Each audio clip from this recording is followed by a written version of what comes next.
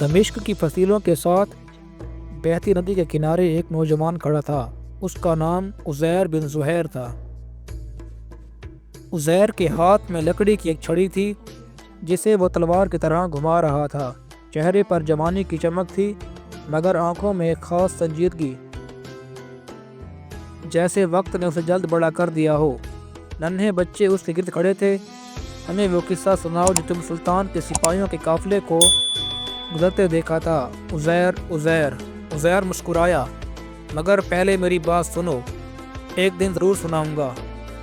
دنیا میں دو طرح کے انسان ہوتے ہیں، ایک وہ جو حالات کے مطابق بدلتے ہیں اور دوسرے وہ جو حالات بدل دیتے ہیں۔ بچوں نے حیرت سے ایک دوسرے کی طرف دیکھا۔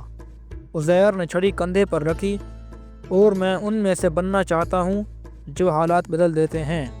عزیر کا خواب تھا کہ وہ سلطان صلاح الدین ایوبی کے سپاہیوں میں شامل ہو، وہی سپاہی جن کے نام سے دشمنوں کے دل کانپ جاتے ہیں اور اہل ایمان کی امیدیں زندہ ہو جاتی ہیں۔ ایک دوپہر دمشق کی بازار میں شور اٹھا، سلطان کے دربار سے اعلان آیا ہے، صلاح الدین ایوبی نئے رضاکار سپاہیوں کو شامل کر رہے ہیں۔ لوگ دوڑتے ہوئے خبر پھیلانے لگے، بچے خوشی سے اچھلے، عورتوں نے دروازوں سے جھانکا، بوڑھے بڑبڑاتے کہ یہ وقت واقعی بدلنے والا ہے۔ عزیر کا دل زور سے دھڑکا، کیا یہ میرا وقت ہے؟ اس نے آسمان کی طرف دیکھا جیسے اپنے مقدر سے سوال کر رہا ہو۔ شام کے وقت وہ گھر پہنچا تو اس کے والد زہیر بن نعمان آنگن میں تسبیح گھما رہے تھے۔ عزیر نے کہا، ابا میں سلطان کی فوج میں شامل ہونا چاہتا ہوں۔ زہیر نے آنکھیں بند کر لیں۔ بیٹا یہ فیصلہ بہادری کا نہیں، ذمہ داری کا ہے۔ سلطان کا لشکر صرف جنگ کے لیے نہیں، انسانیت کی حفاظت کے لیے اٹھتا ہے۔ کیا تم یہ بوجھ اٹھا سکتے ہو؟ عزیر نے گہری سانس لی، ہاں ابا میں کر سکتا ہوں۔ زہیر نے اس کے سر پر ہاتھ رکھا، پھر جاؤ، رب تمہاری حفاظت کرے۔ عزیر کی آنکھوں میں نمی چمکی، یہ وہ لمحہ تھا جس نے اس کی زندگی بدل دی۔ عزیر دمشق سے قاہرہ کی طرف روانہ ہوا۔ راستہ آسان نہ تھا، اونچی پہاڑیاں، ریت کے طوفان، پڑاؤ، مسافروں کی کہانیاں، یہ سب اسے ایک نیا انسان بنا رہے تھے۔ ایک رات پڑاؤ میں ایک بوڑھا مسافر بولا، کیا تم واقعی سلطان کے لشکر میں شامل ہونا چاہتے ہو؟ عزیر نے اس بات میں سر ہلایا۔ بوڑھا مسکرایا، صلاح الدین صرف ایک بادشاہ نہیں، وہ چلتی پھرتی کتاب حکمت ہیں، ان کے ساتھ رہنا عزت بھی ہے اور امتحان بھی۔ عزیر نے پوچھا، کیا آپ ان سے ملے ہیں؟ بوڑھے نے آہ بھری، ہاں بیٹا میں نے انہیں دیکھا ہے۔ انہوں نے کبھی اپنی زبان سے دشمن کی برائی نہیں کی اور کبھی اپنے کارناموں پر فخر نہیں جتایا۔ وہ ایسے انسان ہیں جنہیں دیکھ کر انسان نیکی پر مجبور ہو جائے۔ عزیر کے دل میں سلطان کی عظمت مزید بڑھ گئی۔ وہ جانتا تھا کہ اس کی منزل صرف جنگ کا میدان نہیں، ایک عظیم قائد کی صحبت بھی ہے۔ قاہرہ پہنچ کر عزیر کو ایک بڑے میدان میں لے جایا گیا جہاں ہزاروں نوجوان موجود تھے۔ اس لمحے ہو کا ایک شور اٹھا، سب لوگ سیدھے کھڑے ہو گئے۔ سلطان صلاح الدین ایوبی گھوڑے پر آہستہ آہستہ آگے بڑھ رہے تھے۔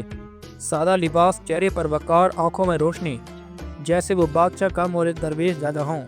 عزیر نے دل ہی دل میں کہا، یہ وہ شخص ہے جس کی قیادت کے لیے میں پیدا ہوا ہوں۔ سلطان نے بلند آواز میں کہا، جو یہاں موجود ہیں یاد رکھیں، ہماری جنگ زمین کے لیے نہیں، حص کے لیے نہیں، بلکہ انصاف کے لیے ہے۔ جو ظلم سے لڑتا ہے وہی میرا سپاہی ہے۔ ہزاروں آوازیں ایک ساتھ گونج اٹھیں، لبیک یا سلطان۔ عزیر کی آواز بھی ان میں شامل تھی، جذبات سے لرزتی مگر مضبوط۔ تربیت سخت تھی، صبح فجر سے پہلے بیداری، گھوڑا سواری، ڈھال اور نیزہ چلانا، نقشہ خوانی، رات کے گشت کی مشقیں، مگر سب سے مشکل چیز تھی خاموش رہ کر سوچنا۔ ایک دن تربیت گاہ کے سردار امیر اسد الدین شیر کوہ عزیز کے پاس آئے، تم بہت جوشیلے ہو، مگر جنگ صرف جوش سے نہیں جیتی جاتی، دشمن پر وار کرنے سے پہلے خود پر قابو پانا ضروری ہے۔ ایک رات جب سب سوتے تھے، عزیر چاند کی روشنی میں اپنی تلوار صاف کرتا اور کہتا، اے میرے رب، مجھے ایسا سپاہی بنا جو اپنے تلوار سے پہلے اپنی نیت درست کرے۔ سلطان نے کچھ نوجوان سپاہیوں کو امتحانی مشن دیا، عزیر بھی ان میں شامل تھا۔ ان کا کام تھا دمشق جانے والے قافلے کو محفوظ پہنچانا۔ راستہ طویل تھا۔ ایک دوسرے سپاہی حسن نے کہا، عزیر اگر دشمن آ گیا تو کیا ہم لڑیں گے؟ عزیر نے مسکرا کر کہا، ہاں مگر یہ بھی یاد رکھنا، ہماری پہلی ذمہ داری لڑائی نہیں، لوگوں کی حفاظت ہے۔ قافلے میں عورتیں، بچے، تاجر، امامہ باندھے بزرگ سب شامل تھے۔ راستے میں خطرے کی آہٹ ہوئی مگر کوئی بڑا حملہ نہ ہوا اور قافلہ امن سے دمشق پہنچ گیا۔ امیر لشکر نے عزیر کے کندھے پر ہاتھ رکھا، تم میں قیادت کی جھلک ہے۔ یہ عزیر کا پہلا امتحان تھا اور وہ پاس ہو چکا تھا۔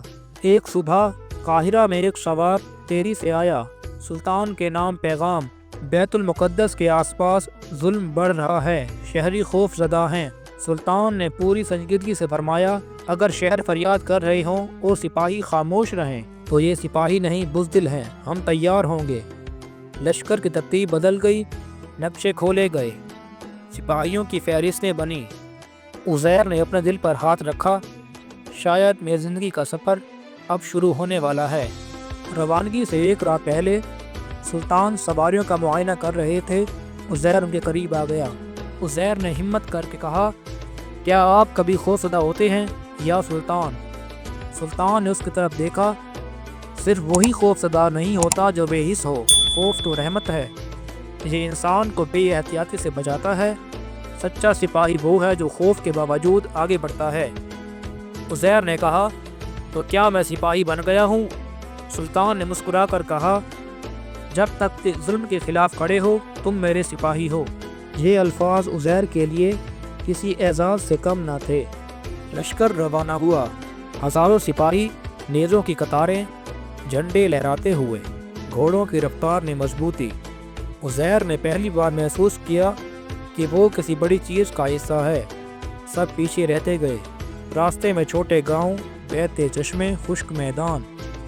سپاہیوں میں خاص ترتیب تھی، آگے ماہر تیر انداز، بیچ میں پیادے اور پیچھے گھڑ سوار۔ عزیر پیادوں میں تھا، اصل جنگی مرکز یہی سپاہی تھے۔ راستے میں وہ بچوں کو پانی دیتے، بوڑھوں کی مدد کرتے اور بیماروں کو دوائیں دیتے۔ یہی سلطان کے لشکر کا اصل حسن تھا، انسانیت کی خدمت۔ ایک شام جب سورج ڈھل رہا تھا، لشکر ایک پہاڑی پر جمع ہوا۔ سلطان نے دور اشارہ کیا، وہیں سے ہمارے دشمن آئے ہیں، مگر یاد رکھو ہم نفرت نہیں لائیں گے، ہم صرف انصاف لائیں گے۔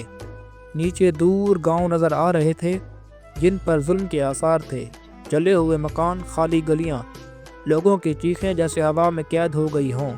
عزیر کی آنکھوں میں درد آیا، یا اللہ ہمیں طاقت دے کہ ہم لوگوں کو امن لوٹا سکیں۔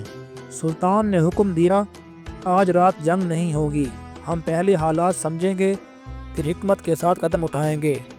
بغیر سوچے سمجھے حملہ بہادری نہیں، جہالت ہے۔ عزیر نے اپنے ساتھی حسن سے کہا، دیکھا اس لیے لوگ کہتے ہیں کہ صلاح الدین ایوبی ایک سپاہی سے بڑھ کر ایک استاد ہیں۔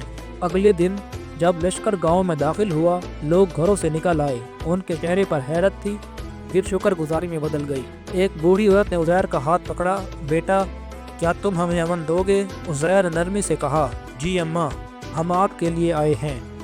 یہ لمحہ اس کے لیے کسی فتوے سے بڑا انعام تھا۔ سلطان نے ایک خاص مشن کے لیے چند بہادر سپاہی چنے، ان میں عزیر بھی شامل تھا۔ مشن یہ تھا کہ دشمن کے ایک اہم پڑاؤ تک جا کر صورتحال کا جائزہ لیا جائے، مگر لڑائی سے گریز کیا جائے۔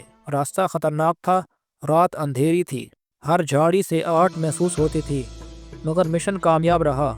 انہوں نے دشمن کی حرکتیں نوٹ کی اور خاموشی سے واپس آ گئے۔ یہ عزیر کی بہادری اور سمجھداری کا بڑا امتحان تھا۔ آخری دن سلطان نے پوری حکمت کے ساتھ ایسا قدم اٹھایا جس سے ماحول بدل گیا اور دشمن پیچھے ہٹ گیا۔ لوگوں نے سکھ کا سانس لیا، گاؤں میں اذانیں گونجنے لگیں، بچے ہنسنے لگے، بازار کھل گئے۔ عزیر کے دل میں ایک عجیب اطمینان تھا، یہ جنگ تلوار کی نہیں، نیت کی فتح تھی۔ سلطان نے کہا، عزیر بن زہیر، تم نے اپنے اخلاص، سمجھداری اور ہمت سے ثابت کیا ہے کہ تم نہ صرف میرے لشکر کے سپاہی ہو بلکہ میری امت کے محافظ بھی۔ عزیر کے لیے اس سے بڑی کوئی خوشی نہ تھی۔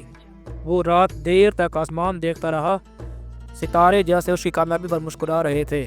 مہینوں بعد جب عزیر واپس دمشق پہنچا، لوگوں نے اسے خوش آمدید کہا، بچوں نے گھیر لیا، تم نے کیا دیکھا؟ عزیر عزیر، سلطان کیسے ہے؟ لشکر کیسا ہوتا ہے؟ کیا تم بہادر بن گئے؟ عزیر مسکرا کر بولا، بہادر وہ نہیں جو تلوار اٹھائے، بہادر وہ ہے جو لوگوں کے لیے جیے، اور یہی میں نے سلطان سے سیکھا۔ اور پھر اس نے اپنی داستان شروع کی، وہ داستان جو آنے والی نسلوں تک سنائی دیتی رہی۔ عزیر نے اپنی باقی زندگی بھی انسانیت، انصاف اور خیر کے لیے گزاری، اور وہ اکثر کہا کرتا تھا، صلاح الدین ایوبی صرف ایک نام نہیں، ایک روشنی ہے، اور میں خوش ہوں کہ میں اس روشنی کا سپاہی ہوں۔